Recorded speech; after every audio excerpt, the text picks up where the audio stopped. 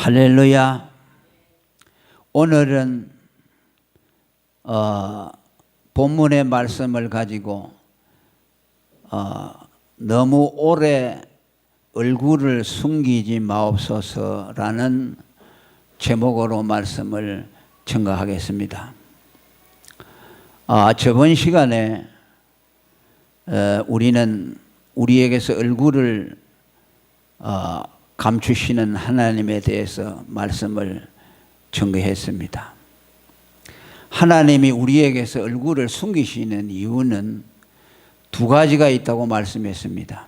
하나는 우리로 하여금 오래 기도하도록 응답을 지체하심으로 하나님의 얼굴이 숨겨진 것처럼 느껴지는 경우가 있다고 말했습니다.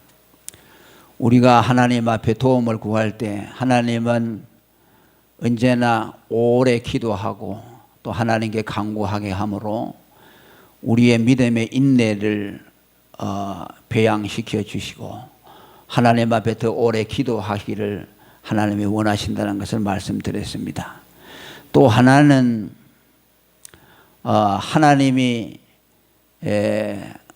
우리가 하나님과 교제하는 것이 얼마나 귀한 것인가를 깨닫도록 하기 위해서 잠시 그의 얼굴을 숨기심으로 그 하나님이 우리와 교제하는 것이 얼마나 귀하고 좋은 것인가 하는 것을 깨닫도록 하기 위해서라고 말씀을 드렸습니다.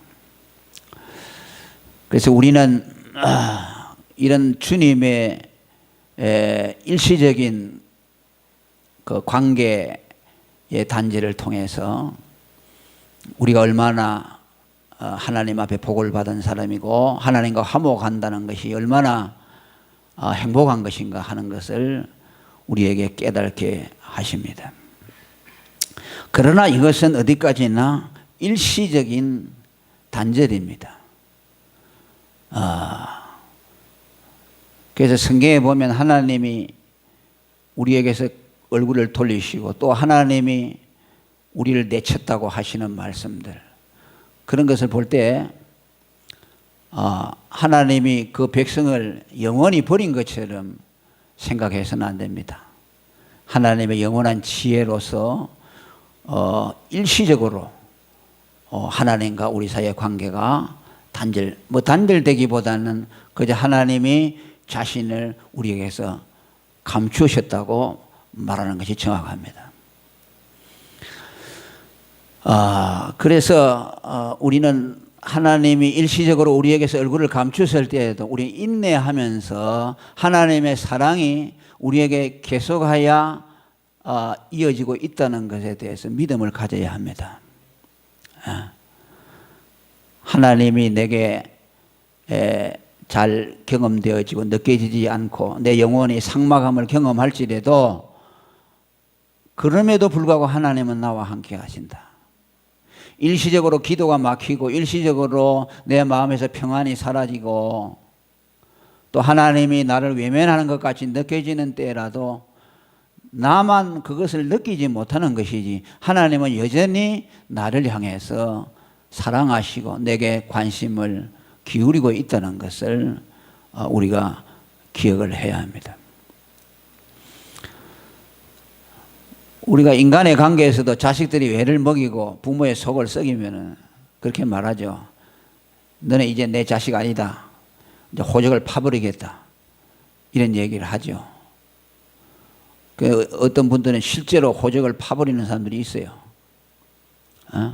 그러나 호적을 파버린다고 해서 부모와 자식의 관계가 단절되겠습니까? 왜? 안 되죠. 왜냐하면 피로 연결되어 있죠. 부모와 자식은 혈연으로 이어졌기 때문에 호적을 판다고 해서 너는 내 자식이 아니라고 해서 그 관계가 무효화되지를 않습니다. 하나님이 우리에게 때로는 일시적으로 좀 관계가 서먹해지고 하나님이 우리에게서 얼굴을 감추는 경우가 있다 할지라도 하나님은 우리를 버린 것이 아니다. 때로는 내친 것 같이 정말 우리를 혹독하게 다루는 경우에도 여전히 하나님은 우리를 사랑하고 있다는 것을 믿어야 합니다. 왜냐하면 우리는 그리스도 예수의 피로서 하나님과 맺어져 있기 때문에, 부모와 자식이 피로 맺어진 것처럼 하나님과 그의 백성들은 그리스도의 피로 맺어졌기 때문입니다. 그래서 잠시 구름이 와서 빛을 가린다고 해서 태양이 없어지지 아니하는 것처럼 이제 그 구름이 거치고 나면 밝은 태양이 우리에게 비치듯이 일시적인 주님과의 관계가 소원해졌어도 곧 하나님이 그것을 회복시켜 주신다는 믿음을 가지셔야 합니다. 그렇지만 그럼에도 불구하고 하나님이 우리에게서 얼굴을 숨기실 때 우리는 고통을 당할 수밖에 없습니다. 주님이 외면하는 그 순간부터 우리 영혼에는 고통이 있는 것이 분명합니다. 2절에 오늘 읽었습니다만, 내가 나의 영혼에 경영하고 종일토록 마음에 근심하기를 어느 때까지 하오며, 나의 영혼이 번민하고 종일토록 마음에 근심하기를 어느 때까지 하오며. 이것은 1절의 연장선상에서 우리는 이해해야 됩니다. 그렇죠? 하나님이 나를 언제까지 잊으시겠나이까? 나에게서 주의 얼굴을 언제까지 숨기시겠나이까? 그 말씀과 연결해서 이해해야 합니다. 다시 말하면 하나님이 우리에게서 일시적으로 얼굴을 숨길 때에 내 마음에 종일토록 근심이 생겨나고 나의 영혼이 번민하고 근심하게 된다는 것을 말씀합니다. 하나님의 얼굴을 보지 못하는 성도들의 영혼의 고통을 말씀합니다. 이것이 왜 고통일까요? 여러분, 성도에게서 제일 큰 고통이 무엇이겠습니까? 성도에게서 제일 큰 고통은 하나님이 그에게서 얼굴을 가리울 때입니다. 이것이 인생에게 가장 큰 불행입니다. 자, 아담과 하와가 범죄했을 때 에덴 동산에 온 불행이 무엇입니까? 하나님과의 관계 단절이죠. 관계 단절이고, 아담과 하와가 하나님의 얼굴을 피해서 나무 뒤에 숨었다고 하는 것은 이미 죄로 인해서 하나님과의 관계가 단절됐다는 것을 보여줍니다. 아담이 얼굴을 피했다고 하지만 사실은 하나님이 그에게서 얼굴을 돌리신 것이 정확한 표현입니다. 하나님이 그에게서 얼굴을 돌이켰기 때문에 그가 하나님에 대해서 거리를 가질 수밖에 없습니다. 오늘날 예수 안 믿는 사람들이 하나님을 떠나 있는 것을 정상적으로 생각하는 것은 왜입니까? 하나님이 그들에게서 먼저 고개를 돌렸기 때문입니다.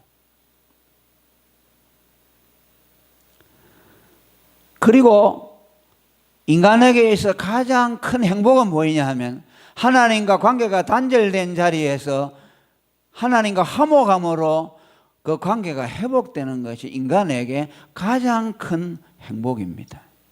이것을 구원이라고 말하는 것입니다. 이것을 임마누엘이라고 말하는 것입니다. 이것을 하나님과의 화목이라고 말씀합니다. 이것을 경험하여 하나님과 화목을 경험한 사람에게 있어서 가장 큰 고통은 무엇이냐? 주님이 그에게서 얼굴을 잠시 가리울 때 그것을 견뎌하지 못한다는 말씀입니다. 말하자면 돈을 벌어도 만족이 없고 맛있는 것을 먹어도 만족이 없다는 거죠.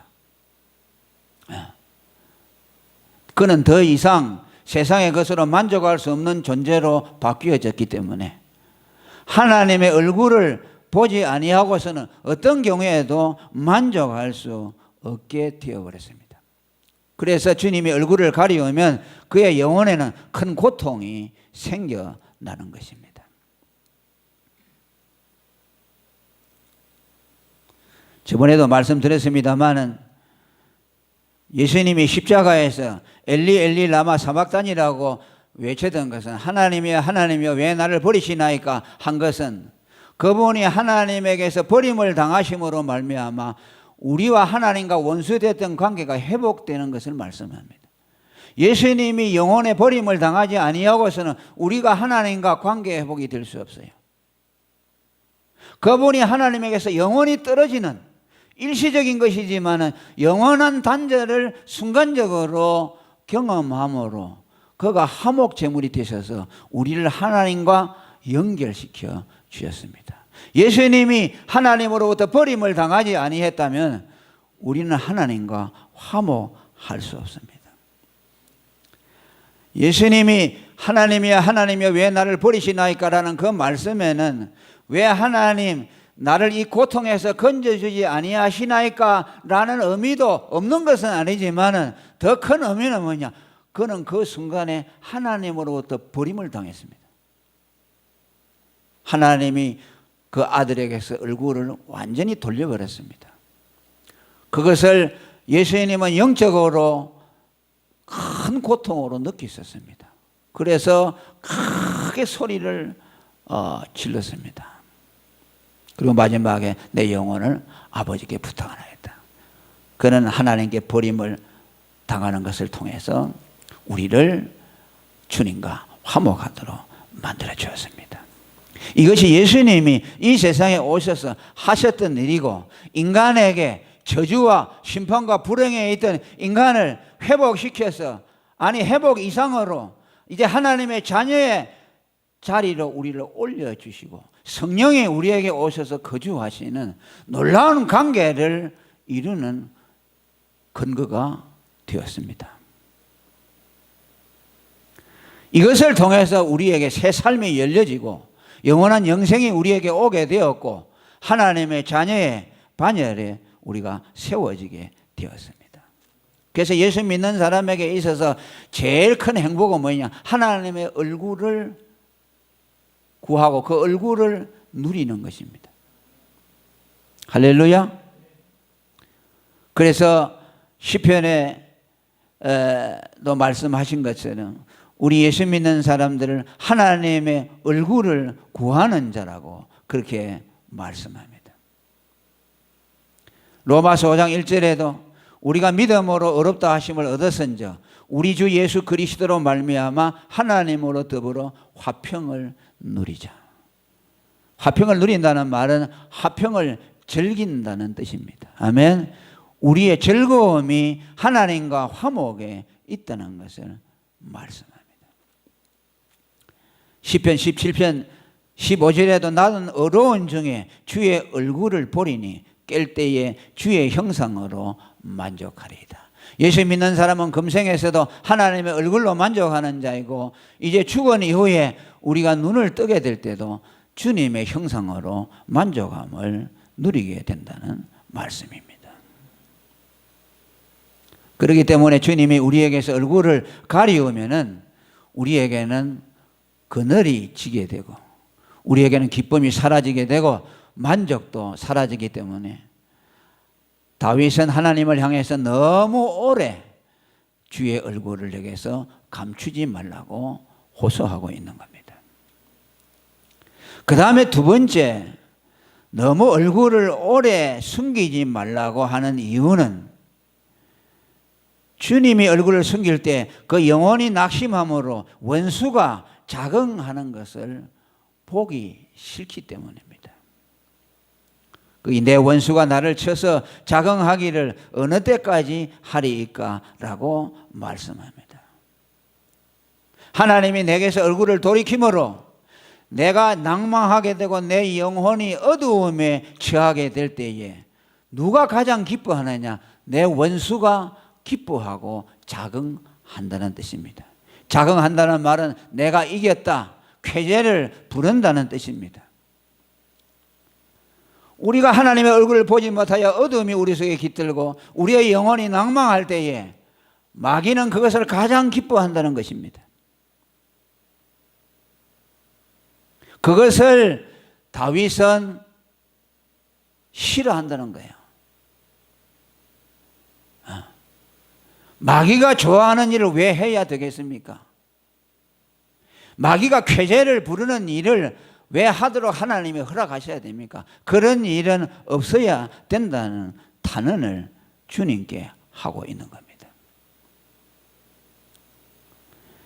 오늘 다른 번역에 보면 이렇게 말했습니다. 언제까지 내 앞에서 의기양양한 원수의 꼴을 보고만 있어야 합니까? 내가 주님과의 일시적인 관계 단절로 내 영혼의 어두움이 깃들어서 낭망하게 되면 그것을 원수가 가장 기뻐할 텐데 그걸 오래도록 허락하셔서는 안 된다는 탄원을 하나님께 올리고 있는 겁니다. 그렇습니다.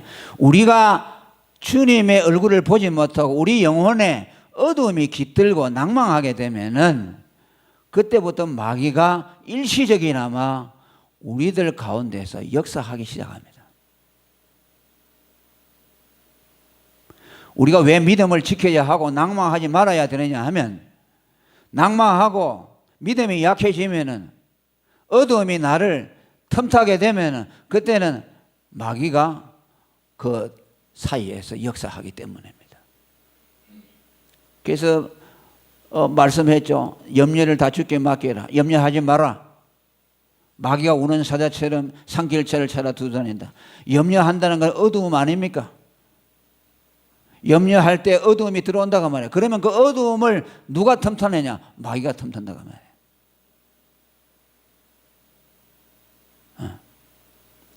또 분을 내어도 오래 해가 지기까지 분을 품지 마라. 왜? 그 분이 오래 가면은 마귀가 틈을 탄다는 것이죠. 너희가 범죄했느냐? 그 죄를 속히 회개하고 본래 자리로 돌아가라. 그러면 거기에 어두움이 깃들게 되고 그 어두움에는 반드시 마귀가 틈타게 된다는 말씀입니다. 그 예수님이 제자들을 데리고 겟세마네에서 기도할 때 시험에 들지 않도록 깨어있어 기도하라고 말씀했죠. 기도함으로써 언제나 주님과 은혜가 유지되어지고 주님과의 관계가 참으로 아주 참 좋은 관계 속에 있을 때 그 시험할 수가 없죠.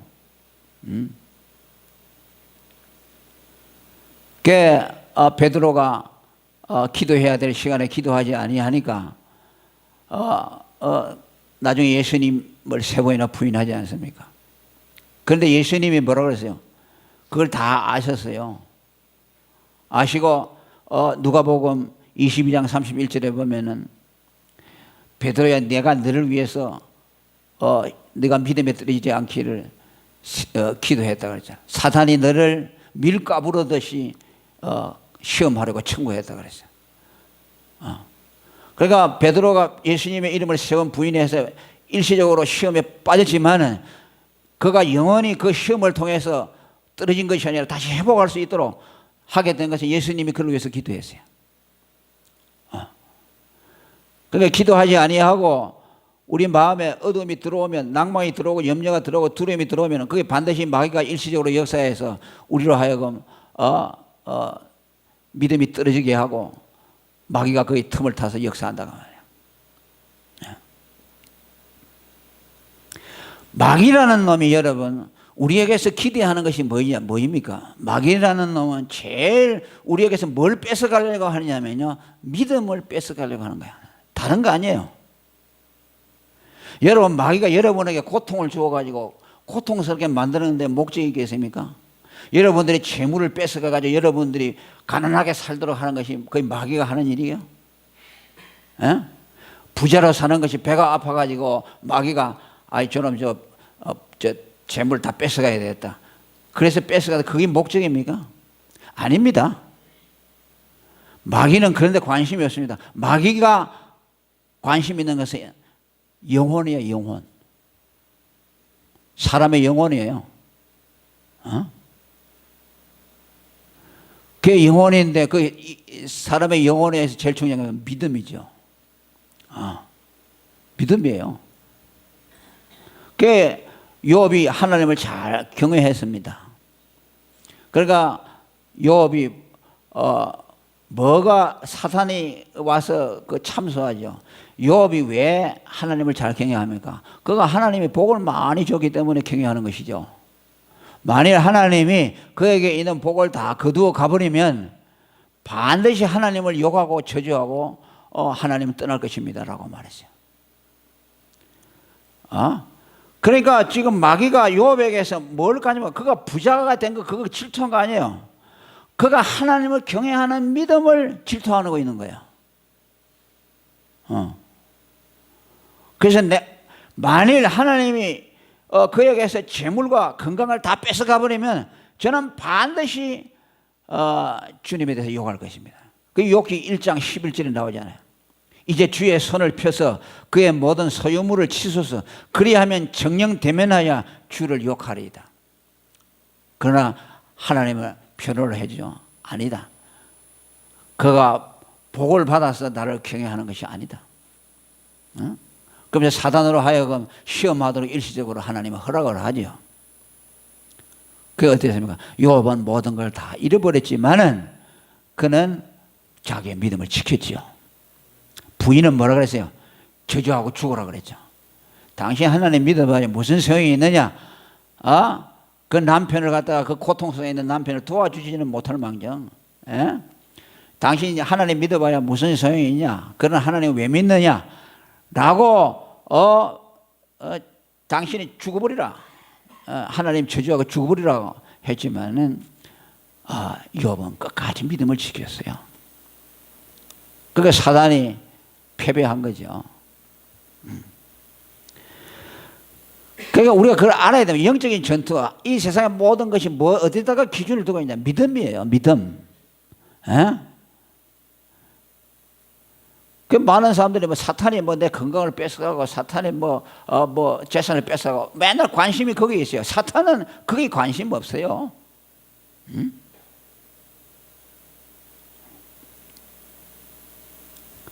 그러니까 이 다윗이 말이죠. 정말 하나님의 사람인 게 뭐냐니까 하나님 나로 인해서 하나님이 기뻐하고 영광을 받아야 되니까 내가 믿음이 약해져 하나님의 얼굴을 오랫동안 내게서 떠나 있으면 내가 낙심하게 될 것 아닙니까? 그러면 내가 근심하면 마귀가 와서 내 영혼을 사로잡아 가지고 나를 시험에 들게 할 것이고 그러면 마귀가 이겼다 하고 쾌재를 부르는 거 난 그걸 용납할 수 없다는 거예요. 나를 통해서 하나님이 쾌재를 불러야 되고 하나님의 영광을 받아야 되지 않습니까? 그러니까 빨리 이 시험이 물러가고 주님 내게 얼굴을 돌이켜서 내 믿음을 회복시켜 주심으로 인해서 마귀가 더 이상 쾌재를 부리지 못하게 하옵소서. 그러니까 하나님의 영광에 대한 갈망이 이 기도 속에 들어있어요. 오늘도 우리가 이런 믿음이 있어야 됩니다. 우리가 왜 믿음을 지켜야 되느냐? 그 관점이 어디냐? 하나님의 영광을 위해서요. 내가 어렵다고 믿음이 이렇게 낙심되어 버리잖아요. 그러면 누가 좋아합니까? 마귀가 좋아하죠. 나는 절대로 마귀를 기쁘게 할 수 없다. 나는 어떤 경우든 믿음을 잃어버리지 않겠다. 그래서 하나님을 기쁘시게 해야 되겠다. 왜? 믿음은 하나님이 원하시는 것이니까. 믿음이 없이는 기쁘시게 못한다고 했으니까 나는 마귀를 기쁘게 하는 자가 아니라 하나님을 기쁘게 하는 자가 되어야 되겠다. 어떤 경우가 오더라도 나는 믿음만은 지켜야 되겠다. 이런 것이 다윗의 심정 속에 있다는 것을 우리에게 보여주고 있습니다. 할렐루야. 그 다음에 세 번째로 다윗은 너무 오래 주님의 얼굴을 숨기지 말라고 하시는 그 이유가 뭐야? 나를 생각하사 나를 외면하지 마시고 나를 생각하사 응답하라고. 나는 나를 불쌍히 여겨 달라는 것이에요. 나를 불쌍히 여겨 주셔서 내게서 주님의 얼굴을 너무 오래 감추지 마소서. 자기는 뭐라고 합니까? 이 말씀 속에 뭐가 있냐? 자기는 연약한 자라는 것이야. 나는 연약한 자이기 때문에 나를 생각해서 너무 내게서 주님의 얼굴을 오래 감추지 말아서. 여기 보니까 나를 생각하사 응답해 달라고 했죠. 그러죠? 뭐라 그랬어요? 3절, 4절이에요? 3절 읽으면 시작. 아멘. 하나님의 얼굴을 속히 들어주시고 내 기도를 들어주시고 라고 단언하는 것은 나를 생각해 달라는 거 말이야. 왜? 나는 약하다는 것이요. 여기 생각하다라는 말은 영어 번역에 보면 아주 나를 깊이 골똘하게 좀 생각해 달라는 것이요. consider라고 되어 있어요. 나를 좀 제발 좀 골똘하게 생각해 주셔서 나를 정말 불쌍히 여겨 주셔서 주님이 너무 외면 오래 하지 마시고 내 기도에 너무 외면하는 거 오래 하지 마시고 당신의 얼굴을 너무 내게서 오래 돌리지 마시고 내게로 향해 달라고 말씀합니다. 이것은 무엇을 말합니까? 하나님은 그의 자녀들에 대해서 깊은 관심을 가지고 있다는 것을 말씀합니다. 믿음을 가지고 있어요.